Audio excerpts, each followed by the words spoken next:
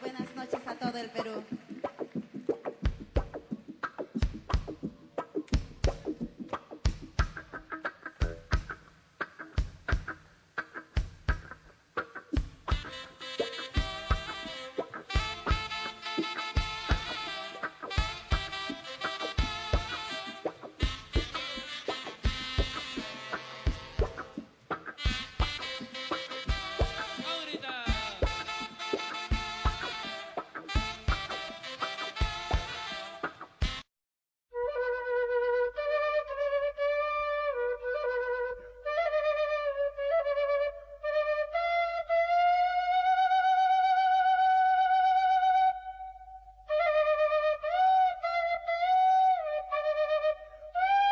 Hace 400 años, esta ciudad que estamos viendo fue la más importante de América y tal vez del mundo.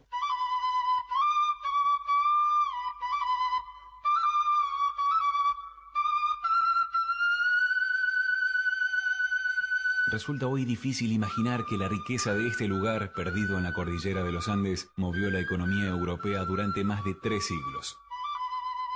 Para comprobarlo, basta con recorrer los lujosos edificios coloniales de la ciudad de Potosí y los innumerables socavones del Cerro Rico que aún pueden ser visitados.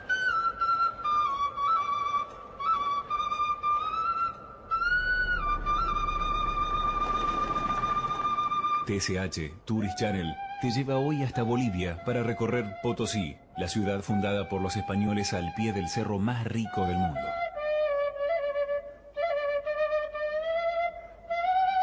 Una ciudad envuelta en un halo de fabulosas riquezas que alguna vez tuvo más habitantes que Londres o París.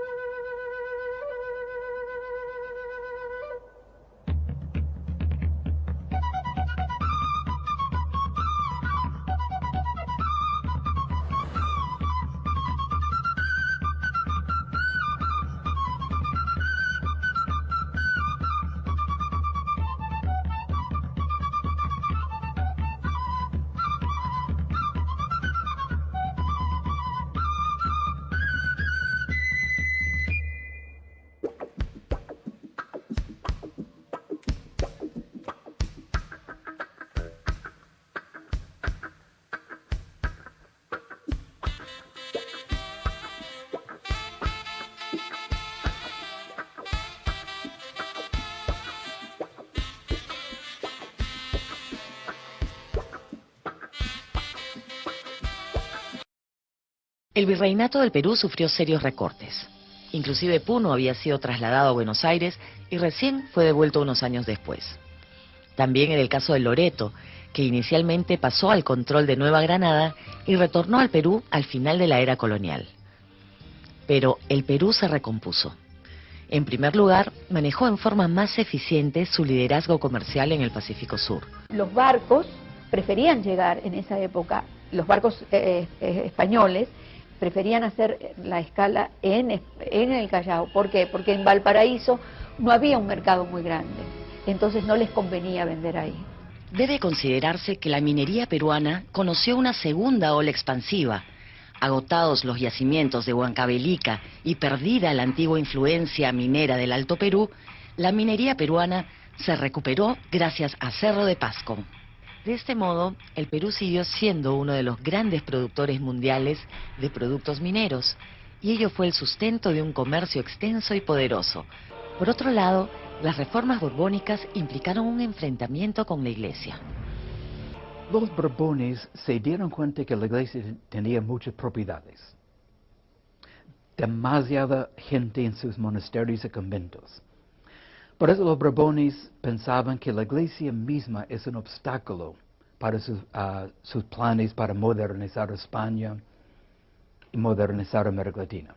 La sociedad política había estado integrada por varios estamentos parcialmente autónomos. El principal de estos estamentos era la Iglesia Católica, que disponía del poder espiritual de inmensa trascendencia en aquellos tiempos.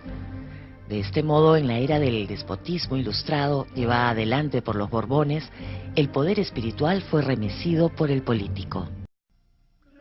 En la Iglesia destacaba la orden jesuita, que tenía una organización interna eficiente y muchas propiedades. Los jesuitas habían asumido numerosas responsabilidades. Eran los que estaban directamente ligados a la educación, ¿no?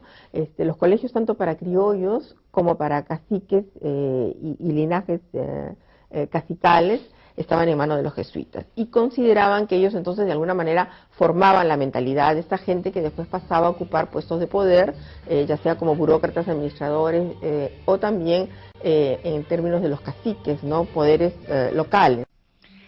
Entre los consejeros de los reyes absolutistas había temor frente al poder de los jesuitas. En estos círculos se sostenía que eran un estado aparte, dentro del mismo estado español. Por ello, los reyes de la época absolutista expulsaron a los jesuitas de sus dominios en varios países europeos.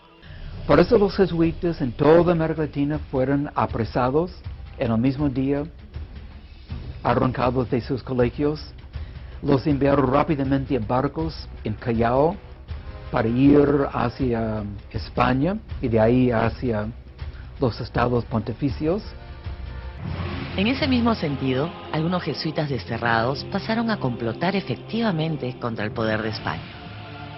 2.000 jesuitas, la mayoría criollos de América Latina, llegaron a Europa justo en un momento cuando había muchos libros circulando que falsificaban la historia de América. Esos jesuitas latinoamericanos se dedicaron a escribir para corregir la imagen que muchos europeos tenían de América. Por ejemplo, muchos decían que en América todo es degenerado, los animales son deformes, la gente es medio bárbara.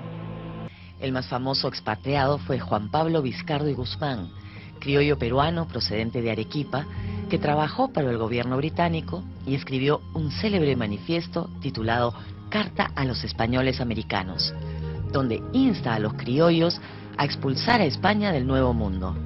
Está llena de pasión. Claramente es un hombre que ahora llama con pasión a los criollos de darse cuenta que no les conviene seguir siendo súbditos de España. Esta carta tuvo amplia difusión durante la etapa propagandística y en la primera fase de la lucha de la emancipación. Algunos sacerdotes estuvieron a favor de la independencia americana, expresando un profundo resentimiento contra la autoridad real, motivado por la prolongada campaña de los reyes borbones contra los fueros y antiguos privilegios de la Iglesia. Otra área de conflicto fue la tributaria. Durante los Habsburgo, los impuestos eran numerosos y poco efectivos. Los Borbones los redujeron a unos pocos, aumentando las tasas e impulsaron el cobro efectivo. Lo paradójico de estas reformas es que reducen los impuestos en el comercio exterior, pero los aumentan en el comercio interno. Este aumento y sobre todo el nuevo rigor en su aplicación afectó las relaciones con las comunidades.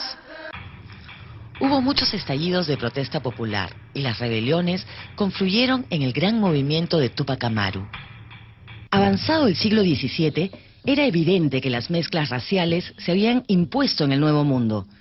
Nunca se había respetado la rígida separación prevista en las normas, según las cuales debía haber dos repúblicas, una de indios y la otra de españoles. Estas no debían mezclarse ni por matrimonio ni por costumbres. La sociedad era muy jerárquica y vertical, pero cada uno sabía su sitio y lo ocupaba sin contratiempos. A la vez, los espacios urbanos eran menos segregados socialmente de lo que son en nuestros días. En la época colonial, Lima no tiene más de 50.000 habitantes. En ese tiempo había muchos negros libres. Hacia finales del siglo XVIII, casi la mitad de las personas de origen africano en Lima eran libres. En las ciudades coloniales de la era borbónica, muchos esclavos y esclavas eran trabajadores a cambio de un jornal. Ganaban salario y disponían de dinero, porque entregaban una parte al amo y conservaban otra para sí.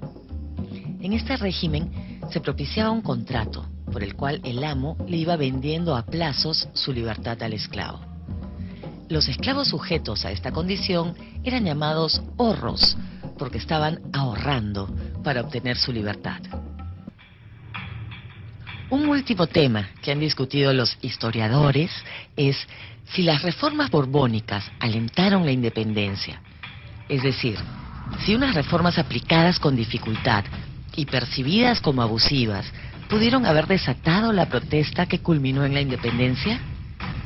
Como tantas veces en la historia, ante este tipo de preguntas de fondo se han elaborado distintas respuestas.